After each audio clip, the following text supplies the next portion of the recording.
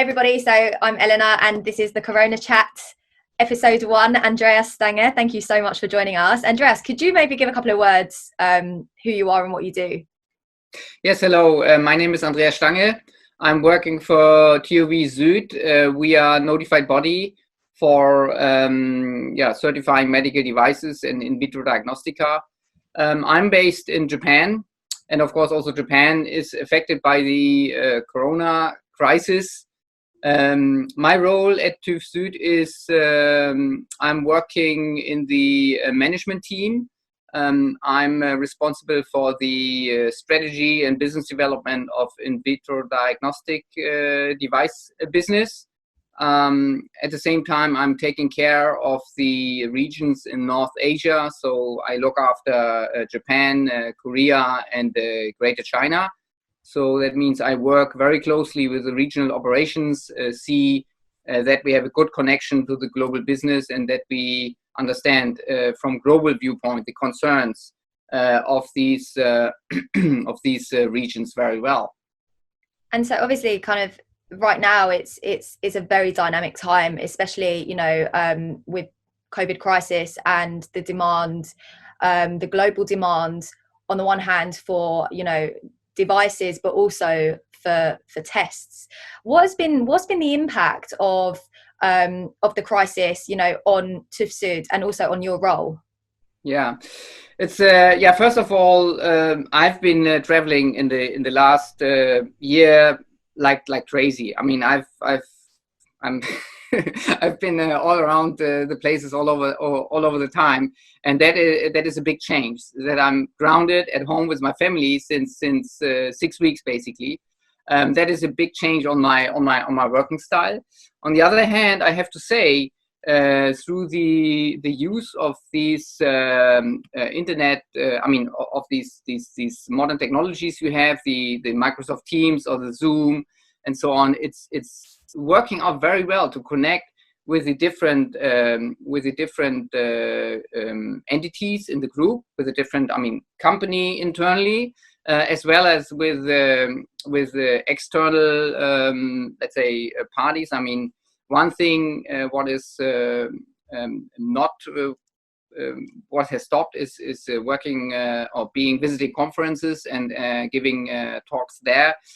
We have done some virtual seminars, which went also relatively well, but it's quite tiring sitting like 6 hours or 7-8 hours in front of a screen and talking even with a colleague together. But other than that, it has worked out very well. In terms of, let's say, the contents of work, I mean, obviously, having a role in regulating the market access of medical devices in Europe. I mean, we have, of course, we are getting a lot of requests for working on devices which are directly related to the crisis. Yeah. For one, ventilators. Secondly, tests. I mean, testing of for COVID infections. And thirdly, also masks for self-protection and for protection of patients. Yeah, that keeps us. That takes up a certain additional space. So we have to see that we prioritize projects which are important over others.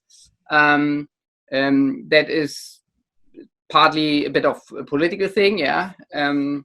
But other than that, we are then dealing with the fact that we can't audit on site as we used to do. I mean, that is something where we had to work out with the regulators to what extent that is we can do remote audits. Mm-hmm. And this is also like something which has developed over time, that the regulators also realized, okay, they have to show a little bit of more flexibility in terms of what is permissible and what is not.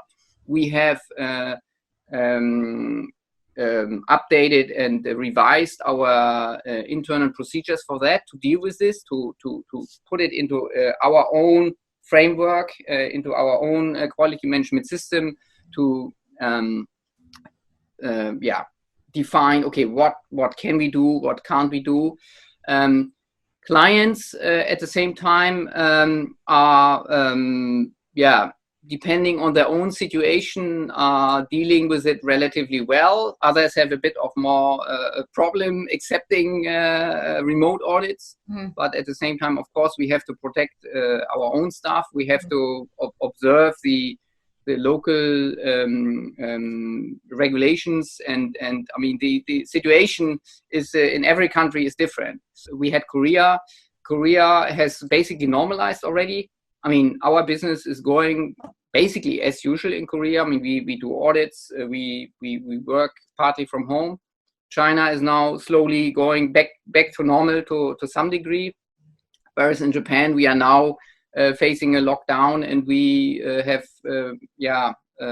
only very few on-site audits taking place. So yeah, it's changing, and I have to say, on the other hand, from the content of my work,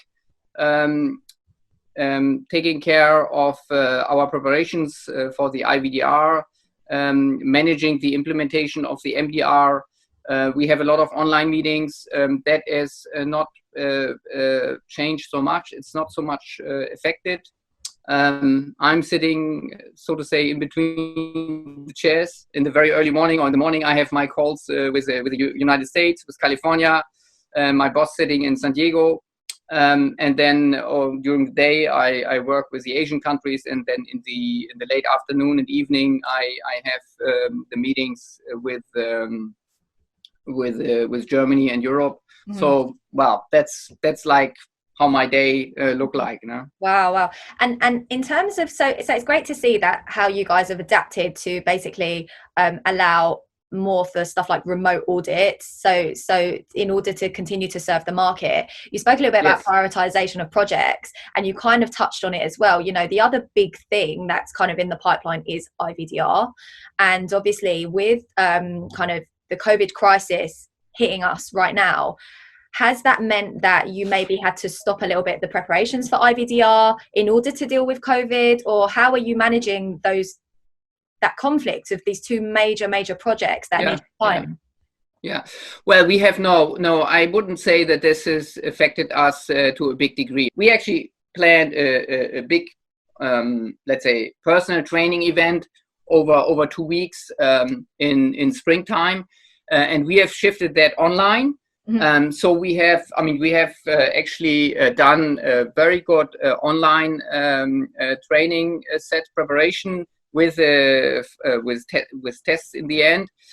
What we have done, however, we have spread it over time, because of, I mean, it's really difficult to sit like longer time, like you can't, I mean, maybe you can have a face-to-face training 8 hours or 6 hours in a room, but doing that online is just too tough. So we have spread this along a bit.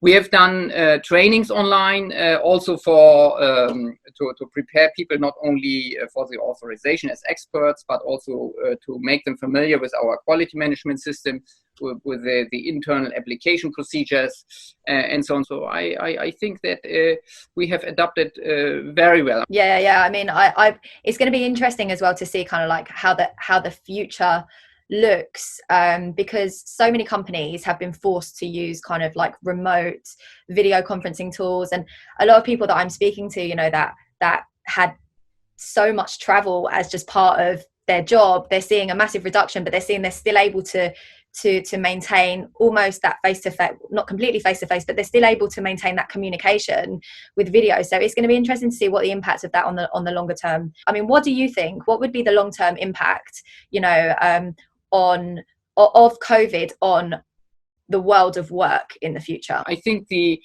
we will probably keep quite a bit of those electronic tools and use them more in future. And what do you think about, like, as an employer, when it comes to recruiting, you know, do you see any changes there in the way that you do that versus how you used to do that, and you know, how that might look moving forwards? I think we can use the internet interviews through video chat or something like that, but I still think I do believe some sort of really direct personal interaction, it would still be useful. And do you see remote audits being more of a thing in the future after COVID as well, or do you envisage going back to how things used to be? Remote audit, this needs a lot of preparation. It's not just like you switch on a PC and say, okay, hello, and now we start the audit. Now, I think it is not less work. I'm not so sure whether this can be easily taken, take a really significant part of the audit. Because I mean, when you look at manufacturing places, yeah, I think when it comes to manufacturing, really looking at the documents yourself, possibly maybe for when you talk about multiple site certifications where you have like sales offices or distribution centers or something like that, maybe this could be easier done remotely. Yeah, but for manufacturing and so on, I think it will be very difficult. Mm-hmm. So I think it's been really interesting to kind of hear about what you envisage the future to be and the impact on what, you know, of Corona on kind of business. What is the biggest challenge that you're currently facing then in your role today? I think the biggest challenge is the overall economic impact. I think for us, I mean, in the medical device sector, I mean, we can do the audits remotely. I mean, we just have to make sure we do them. Because, I mean, we can't shift everything. I mean, we will have so many things to come. I mean, we have the IVDR implementation. I mean, this will come for sure. And we will have, I mean, plenty of work to do. So let's say an audit which could be done remotely now. Yeah. And because for whatever reasons, we have to shift it by 6 months to do it then on site in 6 months. I mean, that means these capacity we need in 6 months is not available anymore for let's say the IVDR files. One last thing actually, so obviously we've seen the postponement of the date of application of MDR by 1 year, you know, and the Commission saying that it was obviously due to the Corona crisis, so that companies can really prioritize, you know, needs of today right now. Yes. Obviously IVDR is not far behind MDR, and nobody's spoken about changes in date of application on IVDR. What are your thoughts on that? Well, I think it would be foolish to speculate on a shift for the IVDR completely. I mean, in the end, also for the MDR, I don't think it. I mean, yeah. I mean, the purpose is to allow more space for the COVID crisis, or to have some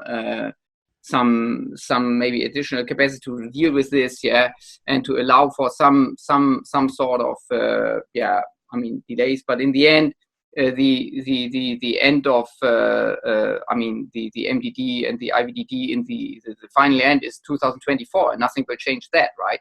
So for the IVDR, I mean, we are prepared. I mean, we are doing everything to be ready. Once we are notified, we will be having our experts authorized. We will start working on certifying devices.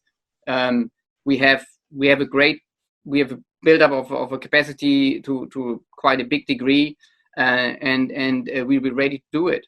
And we expect the clients and the industry to do the same. I think the big players are definitely prepared. I'm worried about the medium and small size companies who have not that bandwidth of resources. But I mean, this shift would not change anything, and I don't think a shift will happen unless we have another major disaster like this. But other than that, I would not speculate it at all. So some great advice, Andreas, for any companies that are listening that are questioning if that, you know, if the date of application may change for IVDR. The answer is basically right now, no, and prepare as usual, carry on, because That's right. There's a lot to do. Yeah. Tough times ahead for everybody. Crazy world we're living in right now. Listen, it was lovely. It was lovely to chat with you on the Corona chat. Thanks so much for your insights, Andreas. It's been really, really interesting to hear the notified body perspective. Have a lovely day. And you're welcome. You're welcome. Thank you. Thank you for having me.